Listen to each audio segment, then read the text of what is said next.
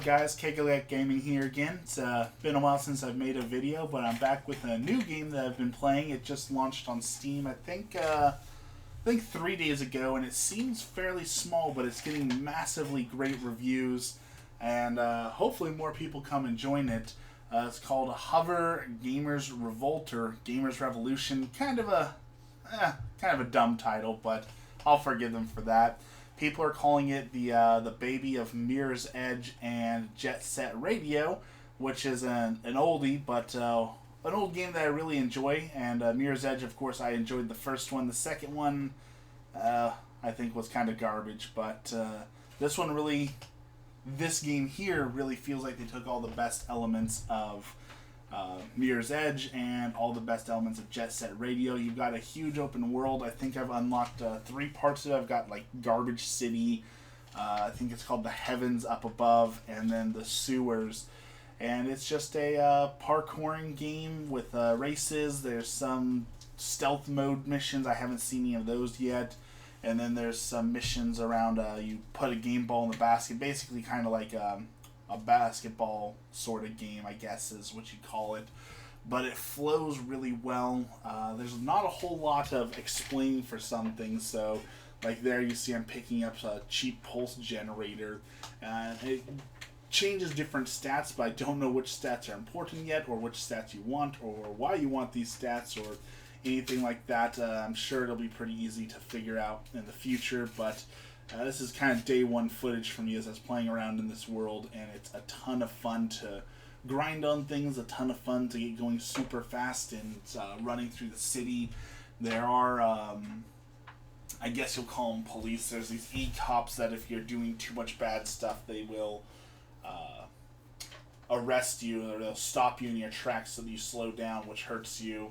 Or I guess eventually you can get arrested. There's an achievement for getting arrested, and there's a jailbreak feature, but I've not yet touched that yet. So you can kind of see the character screen here. You can see my stats. There's speed, grinding, energy, strength, and different things like that. So those things you pick up, you can alter those. This character is called the basic character, completely basic. There's no perks to them. But that doesn't mean they're completely useless. I guess a lot of I guess I'll call them pro players, or people who have played the game a lot longer than me since beta and such, are playing as just a basic character with some alterations. So it's not like he's completely useless. There are 8 other characters that you can unlock, or 9 other characters, and each one has a different style to them. So if you prefer to be, even quicker than the basic character, you can start with a quicker model and then mod them from there. The mods are pretty cool in that there's a lot of different builds you can put in, and depending on where the mods are at and in the mod menu, you can get different bonuses and things like that.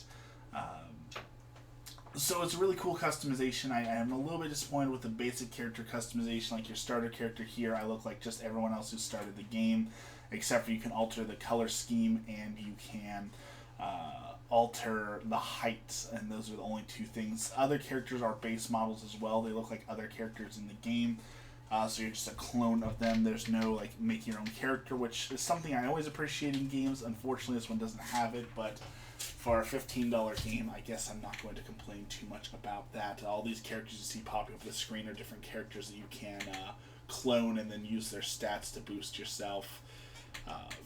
Which that's a neat concept, and I'll take it. Like I said, I'd prefer full customer characterization, but I'll take what I can get. Now, the music is a huge selling point on this game. I don't know the music director. I don't have it off the top of my head, but other people who've reviewed the game or talked about the game were really excited to see him making this music, and I gotta say, the music is spot on.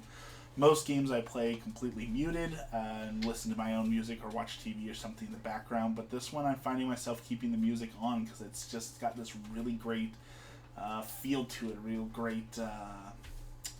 It just helps the atmosphere, and I love the atmosphere of the game, the aesthetics. I love the neon color that everyone has. I love the trail behind your character. I love everything about the way this game looks. I heard that there's some glitches and bugs with the graphics, but I have not experienced that, and of course there is a report bug menu, so if I capture any of that, I'll of course let you know, but I have not seen any glitches or problems yet. However, again, the community is saying that there are some game-breaking bugs, out there, which may affect, I guess, if you take your races seriously, but nothing in this game, as far as I've seen, is meant to be taken seriously. But one of the greatest features I do want to talk about, speaking of the community, is that if you get tired of the in-game races and things like that, you can customize and build your own race and then put that race down for other people to partake in and play in. So if you want a multiplayer mode, you can have other people join your races, or you can do races like this where you have the game ball in your hand and you've got to do things like that. Excuse me. So I love that it's community driven there, and that a lot of times games get stale. You beat the game, there's nothing left for you to do, especially racing games. Personally, for me, it's like I've seen this track a million times. I don't want to do it anymore. I'll keep it refreshing, and that's a big pro. And especially if they add more tools in the future. We've seen games like Mario Maker come out where you just give the community the tools to make games, and you'll have infinite content forever. And I really like that. So the sound's good, the graphics are good, the community is good so far. I haven't ran into too many people who are jerks or toxic. It's been pretty good, which I mean I can't judge because it's only 2 or 3 days in. But the better the community, the better off we all are. We've seen what happens when toxic communities take over something like League of Legends, for example, where it's really hard for newcomers to come in because they're just so completely salty and toxic. It ruins it for everyone. So I definitely highly recommend this game. I definitely want to see more people playing the game. You can play it in single player mode if you so choose. So if you want to turn it off, it's very simple. You just click a box and boom, everyone else disappears and it's completely your own world to play in. So far I haven't found a need for that. One other feature I want to touch on right there, as you saw, was the reversing feature, which is just the best thing in the world. So when you fall off a cliff or something, rather than having to run all the way back to where you were or restart the mission, you can just go back in time a few seconds. You still maintain your momentum and other things, so it's not a completely useless thing. Even if you're doing jumps midair, you can change the way that you're going forward and things like that. So it's just a wonderful addition. I think a really brilliant addition to this game.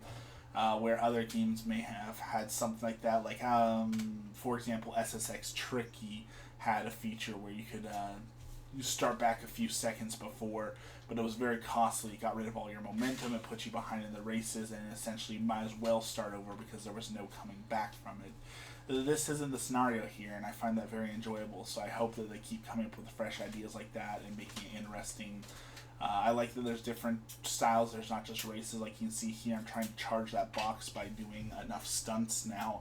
I completely fail in this video, forgive me, but it is day one for me, so I couldn't get the hang of this, but now that I've been playing a little bit more, I bet I could do this one well. The only bug I really have run into a lot is making this feel kind of like a beta still and not a full game, and that we are losing community members over already, is there is a bug where people will randomly be dropped from missions, which is really frustrating, like when you're in the middle of a race and you've been having a good race with a friend, and it's like neck and neck, and all of a sudden it drops it and it doesn't tell you who won, and you have to start all over. And that's happened to me a few times, especially with missions. It's happened where I've had to do the same race like 3 times in a row, and that was really frustrating, but I'm used to day one bugs. I don't know if anyone out there has played Friday the 13th, but same thing's happening with a lot of day one bugs, and you just gotta have patience with it, and hopefully it doesn't ruin the game or ruin the community or anything like that. So I'm done talking your ear off. I'm going to give you a couple more minutes of just solid gameplay. I'm going to let the music play so that you can hear that as well. Look it up. It's on Steam. It's called Hover. It will be coming to Xbox and PlayStation, they said, by Q4 of this year. But if you have PC, of course, you can jump on it now. And it is a ton of fun, and it's totally worth the $15 to pick it up and play. So again, this is Kegligate Gaming. Go ahead and like and subscribe, and thank you for listening. Have a good day.